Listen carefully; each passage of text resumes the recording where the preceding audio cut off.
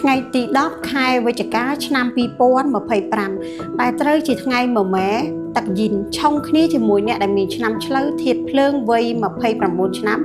និងឆ្លូវធាតុដីវ័យ17ឆ្នាំល្អចំពោះអ្នកដែលត្រូវការធាតុទឹកដីហើយនឹងអ្នកដែលមានឆ្នាំមមីកុលហើយនឹងថោះទិសដែលត្រូវបានហាមឃាត់ក្នុងការជួសជុលស្វានដំមានទិសខាងលិចហើយនឹងកណ្ដាលផ្ទះឬក៏កណ្ដាលបន្ទប់យើងឃើញថាមានធម៌ពលល្អប្រសើរដែលជាថ្ងៃជោគជ័យកិច្ចការងារសំខាន់ដូចជាការបុកគ្រឹះសាងសង់ការចាប់ផ្ដើមអាជីវកម្មថ្មីការចុះហត្ថលេខាលើកិច្ចសន្យាឬកិច្ចព្រមព្រៀងពាណិជ្ជកម្មការជួបជុំការអធិដ្ឋានសមាធិបន់ស្រន់ល្អប្រសើររីឯការធ្វើការសមាធិតាមបែបឈីមិនតុនជាទិសខាងជើងឈៀងខាងកើតយើងអាចស្នើសុំអំពីទ្រព្យសម្បត្តិអាជីពការងារទំនាក់ទំនងសម្ព័ន្ធភាពស្នេហារីឯទិសខាងត្បូងយើងអាចស្នើសុំអំពីអំណាចទួលនីតិការជួយទំនុកបំរុងគំពីយកអាសា